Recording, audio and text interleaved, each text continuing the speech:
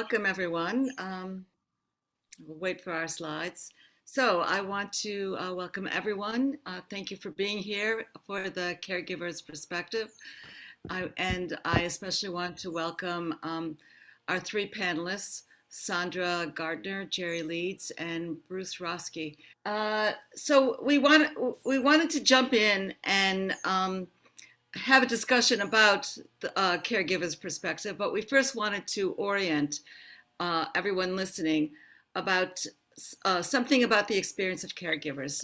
So with that in mind, we did a small survey amongst our panelists, and I'd like to share it with you.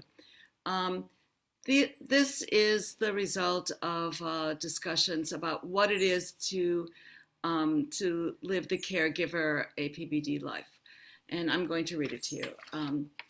Never did I think I would rush my loved one's urine to a lab to expedite yet another UTI treatment, help catheterize my loved one multiple times a day, suction saliva from their mouth, use a PEG tube to feed them, move them every 2 hours, day and night, to prevent pressure sores, be involved directly or indirectly in their bowel management, bathe them, remind and assist them to dress and brush their teeth.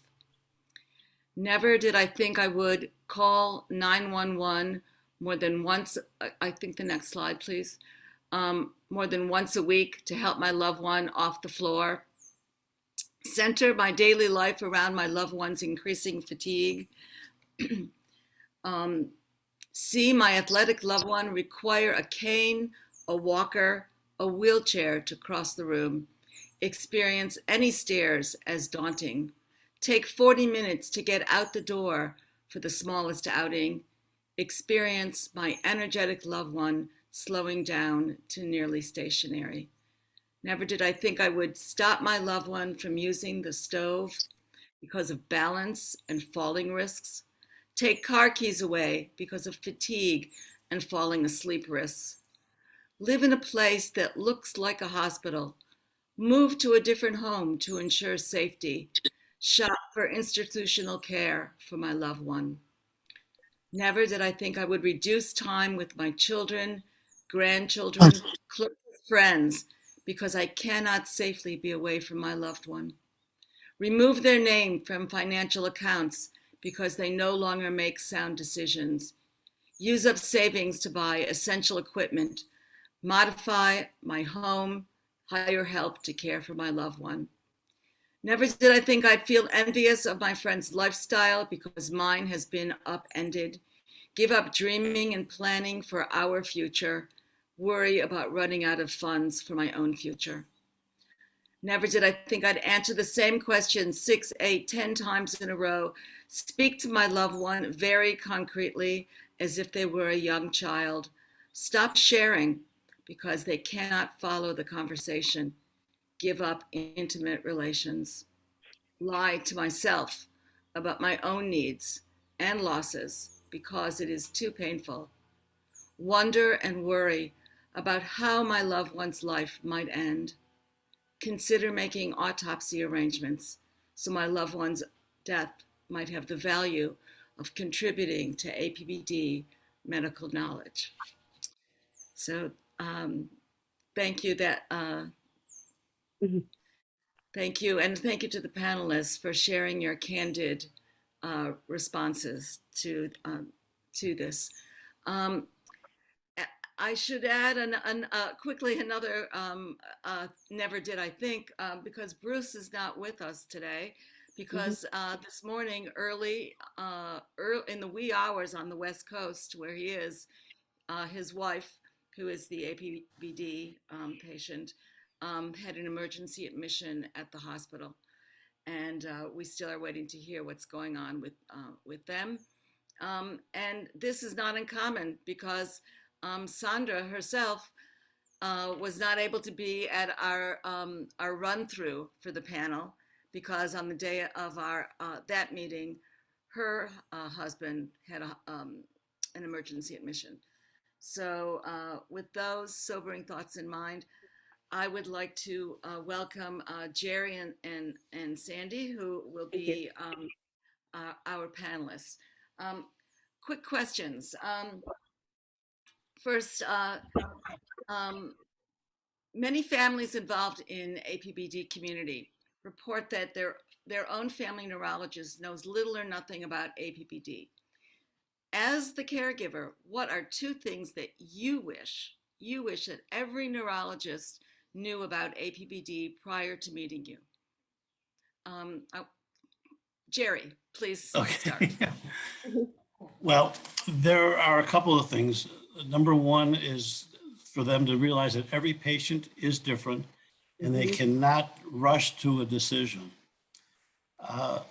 The other thing is this is mostly a Jewish disease, and they should realize that maybe when they're diagnosing this as MS, that they may need to go a step further to do testing to see if this is APBD. Thank you. Sandy, do you have some thoughts to add of what you wish every Yeah. physician knew? Yes, I do, because what happened with us is that we went from an eye doctor to a neuro-ophthalmologist to an MS specialist to mass eye and ear, and nobody could figure it out. And we finally had a diagnostician at Mass General who helped us and identified it to be APBD. But what I had the same experience as Jerry too, is that Alan had a very kind of esoteric kind of symptom, which was the eyes, and nobody could figure out what was going on, and so my takeaway from this for, anybody who's dealing with an APBD experience is that you have to be aware that not everybody presents the same symptoms. And you have to be able to think out of the box. And even like what you were saying, like, oh, wait a second, where was your family from again? That kind of thing, that there are other questions to ask. And then the other thing I would like them to know is that not every single person gets the same symptom.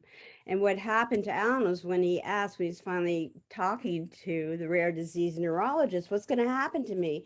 And the guy said to him, oh, you're going to lose your cognition. It'll be gone. And Alan immediately went like, huh?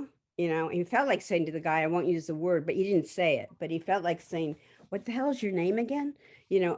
Because realistically, not everybody gets the same symptoms. And I think it was like, it made him upset. He remembers it. And his memory 10 years later is just now being affected. Thank you. Thank you. Sure. That's such a good insight. And you bring up some other points that we wanted to talk about. So from when you embarked on the journey, what do you wish you had been told? I think actually, Sandy, it was the way that they told you that you were questioning and wondering that the medical community could have another way to speak. But Well, maybe, Jerry, you can tell us I what have you wish. something too. I will say something as well, but let Jerry go first. Okay, what you wish you had been told at that first moment of diagnosis. Well, there's a couple of things. The first one is that there are support groups. It was by chance that we really found the APBD. The doctor, if he did mention it, we missed it. And that's another point that we may have to have somebody else with us with ears. But the one thing that I keep looking back on is that he should have suggested that if we don't have like a urologist, an eye doctor, that we should start a relationship with them so that when things start to happen, they can be on board and let them know that there is this disease, that things are not going to be just what they never necessarily know about. So you're saying that it's not that the diagnosing physician should tell you right away this and this and this will happen, but rather because there are possibilities in several different silos of medicine to help you get hooked up to those specialties, as well as to a support system. Correct. I'm not want to- one that wants to know about certain things because they can tell me 100 good things, one bad, and that's all I know. Yeah. So I sort of like to, you know, do it and see what happens and then know we can go back to them with questions. And Sandy, I was going to say, it was just that, you know, instead of someone saying to him, like, he's going to lose his cognition, it would have been, I'm glad to hear that there's going to be something, a pamphlet or something that will be given out to doctors and to people who have this. But I think it really would have been, it would have been helpful for me to say, okay, these are the potential list of symptoms. This is what you might face. And I think that would have been really helpful because there's sometimes when all of a sudden Alan got a symptom and I didn't know, okay, is this APBD or is it someone else? And it turned out to be like another health issue and it needed to be treated differently than if it were APBD. So I think that's what would have been really helpful for me personally. Right. thank you both. And I don't want the audience to not hear an important point that was just made, that it's really key to have the caregiver have Mhm. a support system there at the doctor. We often talk about the patient should bring someone with, and that's the caregiver. But you're both saying that sometimes it's hard for you to hear, and to have another person come to hear the information, especially new information, can be helpful, or to go over it Yeah, as well. go ahead. Mhm. Go ahead, No, Linda. go. No, I was going to say personally, I don't need anybody else in the room but me. I'm Alan's, I mean, it's just my style. I mean, I'm a writer and I really listen to what people are saying and I take copious notes and I ask copious questions and I sleep on the floor of hospitals.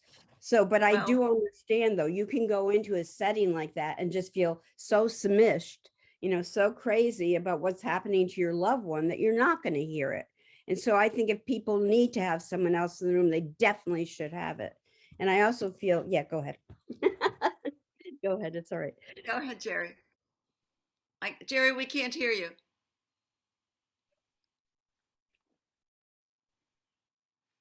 You know, Jerry can't hear you. So Jerry, if you look at the bottom left of your screen where you have that mute and unmute button and you click a little up arrow, there should be something that says audio settings. We just want to make sure you're connected. No. No, And then try to Click on mute. the microphone. Oh, here we go. I see that you're connecting now. getting it. Okay, it's connecting. Okay. Now, Jerry, Oh, you have to unmute. unmute yourself. There we Yes. go. There we Unmuted go. now. Thank Okay. you. All right. I am one that definitely wants to work with my support system, which happens to be my children and my sister. Aside from the doctor visits where my daughters, one of them will go, my wife is in assisted living. And when we walked around it, I did have my support group. And I don't think I heard 5% of what was going on. Fortunately, they were asking questions and they were giving me the information after, because I was walking around saying, what am I doing? Mm-hmm. Thank you. Thank you for sharing that. Yeah, not too emotional, right, Jerry? No, it's definitely emotional. Well, See and I these think gray it's- hair? I think it's an important suggestion that you made about having immediate connection to some kind of support I do. from the medical community, be it the Contact First support group or a social worker in the room from the medical center to assist with what it's like to leave that office and go back to your life. So we have just a few minutes. I want to ask before we have Q&A, that's open, what aspect of the disease's trajectory would have been most helpful to know at the beginning? Without being overwhelming, but just helpful. Yeah. And Sandra, you want to take that? Yeah, sure. I feel that, like I said, I'm Alan's primary caretaker. I'm his case manager. I'm his advocate. I'm partner, a manager of, my husband is at home. We have like a nursing home facility. And I've treated Alan's symptoms on an as needed basis, and I sought out the correct doctor, the medicine, the treatment. But now Alan is really, we are facing life and death decisions about what he's going to be choosing to do or what we can do going forward. And I think that, I don't know at what point, but I think I would have liked to have had information about this phase. And I, because I have felt so much, it's an out of control disease and a disease that goes downhill.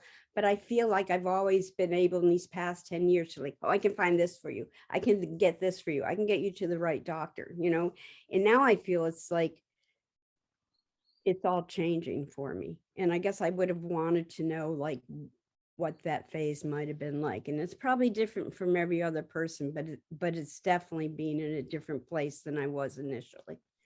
Well, that Thank falls you. under the same category that he mentioned to you about your husband, cognitive. And then it didn't happen that way. So that's another issue that you need to concern yourself with, is they may tell you things that aren't going to happen, and that's what you're expecting. Yeah. And then you miss out what did happen, or you're starting with that.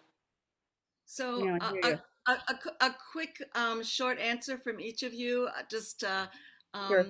Your first reaction from your point of view, what symptom or aspect of APPD is the most challenging for your life? Sort of well, Okay, you can choose dear. two. Yeah. I would say for me, it's Alan's optic nerve atrophy because he's 90% blind, and that really limits his ability to know where he is in space, and it really confuses him. And I say that the other thing is that recently, the past 2 months, he was in the hospital 3 times with silent aspiration. And now he's on a feeding tube. So that really changes our whole like, I mean, it's a very, he doesn't have a lot of things he can do. And that feeding part of, even though he was on pureed food and thickened drinks, was something that was daily that we could share, or we could share with our family, or that we would invite friends over or go out with friends. And I feel like one more thing has been taken away from Alan, and also, away from me. I mean, it just Yeah. has. That is Jerry? really, I'm just watching what I call the deterioration of her life, and it's very frustrating. It is. She's starting to get different symptoms, and we don't know if it's related to the APBD or not, or if it's something Yeah. different. And you just keep going on, and it's very depressing. It is. And how do I leave sometimes, I come home and I cry because, as I said, she's in assisted living. I go and I don't know what to do with myself. Hard. We have a few more minutes. I am I'm not quite sure where we are in the time. But so let me ask another question. What else would you like the APPD community and the medical community to know about your experience as a caregiver? Just Okay. anything. I was saying what I would like them to know that Alan's APBD is also my disease, and that I live with it 24/7. And there's no way that I can disengage with the care that Alan needs, or what I can do to make his life more comfortable and meaningful. I wake up with it, I have it throughout the day, and I go to bed with it at night. And I feel like Alan's disease is obviously his, but it affects me as his partner and his caregiver, and also affects our family as a whole. And we don't experience what Alan's going through physically with APBD, but we do feel I'm going to start crying. Feel emotionally, mentally, and literally in all our bodies and hearts. It is so hard to see him. Put that very well about it. It is not, it's us too, and our family. Thank you. Very frustrating for everybody. So. I think that is the core message about the caregiver perspective, that it's not just the patient's No. illness, it's the caregivers and the families as well. Yep. And that we would like to sensitize the medical community to Absolutely. understand that. Okay. Um, I haven't been able to closely read the chats, but Linda, I can help you with that too. want to Yes. do that? Yes, Okay. we have plenty of time, Linda. So we have a couple comments around. It seems like every diagnostician should be aware that informing someone that something with such sweeping life changes is the problem, that the impact is overwhelming, and that the context, of course, lots of things are missed because it's simply too much to take in. We have another question around do Wait, partners? Oh, yes. Calliope, I want to remind everyone on hearing that statement that is true, that one of the suggestions I think that Jerry had made was, it, or I think you both did, that it would have been helpful not to be told this will happen, but you should have medical support in this and this area. Maybe Mhm. just to find out that you continue normal, but to make connections so that you're not making connections to new specialists at a point of trauma when Right. something That's goes a good wrong. way to explain it. Yeah. Thank So you, would Linda. you go on? Thank you, Calliope. Yes, we have another question. Do partners even want to hear the worst case possibilities, even if those possibilities might not come to pass? Well, I think that we were talking about Yeah. now Yeah. that they, Yeah. not to predict that something will happen, but from a strength-based point to say, here are some specialties that should be on your team to strengthen you, not you are condemned to have problems in this area, but these specialties at a point of no problem will be part of your help in the future. And if a problem arises, they're part of your team. And I think it's important to know, even though, because there are times when I've had to make decisions, so many decisions about what way to go with care and what is it going to be like and what would be the better choice. And so I think I personally would want to know, because I think it would inform the path that I would take with Alan. And I think that when you have, no matter how many doctors you have, somebody is going to be the key doctor for your case. And whether it's the neurologist or the internist or just the doctor that you happen to be friendliest with, they'll be able to gauge how much information and you want to know and when you want to know it, I think. Yeah. Jerry, would you like to add something to this? No, I think that was well put. As I said, I'm not looking for some of the news, because if it doesn't happen, then you're waiting for it to happen, and you may miss something else. So, Yeah. again, that's why if you have the proper doctors in place, like in our case, my wife's urologist is terrific. She's overstepped her bounds many times to help us and guide us for things. And that's partly because our internist retired.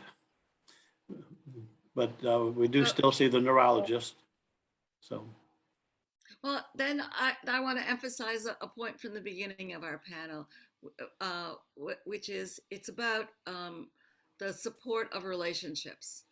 And so to build a team that can be supportive, and then you decide based on the relationship who your key person is, and together how much information you want to hear and when and how you want to hear it. I mean, I'm not saying like bring it on. It's just that I guess I feel as Alan's, caretaker, I want to be as informed as I can be when I need to be. That's probably a better way to say it. And I have choices. I have a list of 12 things he's got. I got doctors but you know what's something? We do see his neurologist down in Albany. And but my primary care physician, who had no idea what APBD is, has been a wonderful caretaker for us. even And though we that's go, just, it's just- relationship. it's relationships. And we also have we're in Rutland, Vermont, but we've also utilized Dartmouth because my husband has severe wounds. And, and their palliative care team has been exceptional for us. And I think it's so important to have that kind of support too. So I'll just make up a question on the spot. Can I just add something? Oh, sure, please. One of the please things do. that my wife right now is in hospice. Mhm. Hopefully she'll be coming out of that, but we don't know. But in the meantime, the organization came up with these brochures. And for a group that never knew anything, I gave them that, and that gave them a lot of insight and some questions that they can now ask, ask me to see if I can give an answer. Like right now, and it came up today, my wife's leg pain is constant. Touch her foot and she's hollering, she's screaming. Well, I guess that's now part of the disease, which I just learned earlier this afternoon that's happening. And I can explain that to them versus it's going to get better. So, well, I do hear, and in this setting and elsewhere, that people don't want euphemisms. They just want plain talk. Right. Or caregivers want plain talk. Absolutely. So if somebody came along tomorrow, a friend of yours, who is suddenly diagnosed at this moment with APBD, what one piece of advice would each of you give to that newly diagnosed friend or the friend's spouse? A new caregiver to be. Oh, a new caregiver to be would, yeah. Well, the first thing I would tell them is feel free to call and get some support from us. But in the meantime, get a support system because, again, I rely on them regularly. I would. Came time for me to decide about putting my wife into hospice. I told my kids, I can't make the decision. They need to make it. And they basically did. Because it's just too difficult. So. And yeah, I think I would say that probably somewhat the same thing, both in terms of getting the support of being a caretaker. And I know the foundation is there for people too. I mean, Harriet's been a real she's terrific. And Linda's helping us now to be able to talk to each other. So I would want to hook someone up with that. And I would also I would want to make myself available because I've had, so many years of experience with this. And I would also say, get yourself a good neurologist. And these are the things that the doctor people, that was English, but the physicians that you might want to, be aware of. And if you start seeing symptoms, get it taken care of. Right. Well, on that note of a new idea, starting peer-to-peer support from caregivers. It is new, isn't it? Yes, that you both came up with. I want to thank you for sharing your lives and your journey, and we wish you great love and support from everyone around you. Thank you. Thank you. And thanks for everybody putting this meeting together. This has been very helpful. Yeah.